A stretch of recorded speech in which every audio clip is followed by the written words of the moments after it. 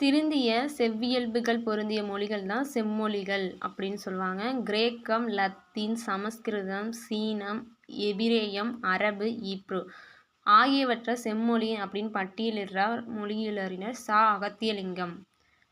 14 கீழ்க்கணக்கில் ஒன்றான திருக்குறளுக்கு இணையான வேறு நூல்கள் உலகில் இல்லை. தொல்காப்பியம், 10 பாட்டு, 8 தொகை, 14 கீழ்க்கணக்கு, சிலப்பதிகாரம், மணிமேகலை, முத்தொள்ளாயிரம், இறையனார் அகப்பொருள் ஆகிய செவ்வியல் இலக்கியங்கள் தமிழை செம்மொழி என நிலைநாட்டுவதற்கு உரிய சான்றுகளாக திகழ்கின்றன. 14 கீழ்க்கணக்கு ஒன்றான திருக்குறளுக்கு இணையான வேறு நூல் உலகில் இல்லை. அதனால்தான் டாக்டர் கிரவுல் தமிழ் மொழி அழகான சித்திர வேலைப்பாடு அமைந்த வெள்ளித்தட்டு, திருக்குறள் அதில் வைக்கப்பட்டுள்ள தங்க ஆப்பிள், தமிழ் என்னை ஈர்த்தது, குறளோ என்னை இழுத்தது என்று மொழிந்து இன்புற்றார். உலகின் மிக பழமையான நிலப்பகுதி குமரி கண்டம். அந்த நிலப்பகுதியில் தான் தமிழ் தோன்றியது அப்படின்னு தண்டி அலங்காரம் மேற்கோள் செய்யுள் கூறுகிறது. அந்நிலப்பகுதி கடற்கோளால் மூழ்கிவிட்டது.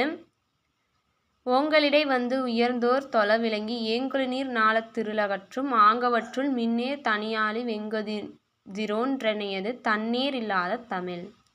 தாய்மை பெற்றோரை குறிக்கும் அம்மை அப்பன் என்னும் நாஞ்சில் நாட்டு தமிழ் சொற்கள் வடமொழி உட்பட உலகப் பெருமொழிகள் பலவற்றிலும் வடிவுத்திருந்து வழங்கி வருகின்றன. தமிழ் சொல் இல்லாத உலகப் பெருமொழி யாதொன்றும் இல்லை என்பது மறுக்க முடியாத உண்மை.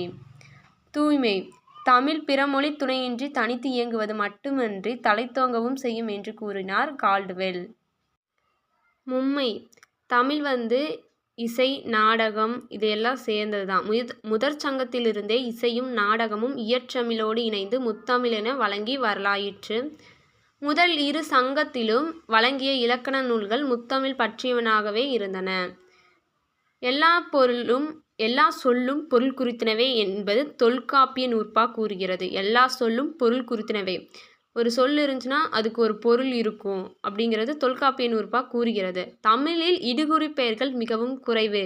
இடுகுறி பெயர்கள்னா காரணம் இல்லாமல் கருதி வைத்த பெயர்கள் தான் இடுகுறி பெயர்கள். அந்த பெயர் தமிழில் மிக குறைவு. எல்லா மொழிகளுக்கும் எழுத்துக்கும் சொல்லுக்கும் இலக்கணம் கூறும். ஆனால் தமிழ் அவற்றுடன் சேர்ந்து வாழ்வியலுக்கான பொருள் இலக்கணத்தையும் கூறுகிறது. அதனையும் அகம்புறம் என 2 வகையாக பகுத்துள்ளது. செய்யுள் சிறப்பு பண்டை தமிழ் இலக்கியங்களும் இலக்கணங்களும் செய்யுள் வடிவிலேயே இருந்தன. கலிப்பா முதலான செய்யுள் வகைகள் வேறு எம்மொழியிலும் இல்லை. அணி சிறப்பு புலவர்கள் செய்யுள்களுக்கு சிறப்பு சேர்க்க உவமை, உருவகம் முதலிய அணிகளை பயன்படுத்தி பாடல்களை இயற்றியுள்ளனர்.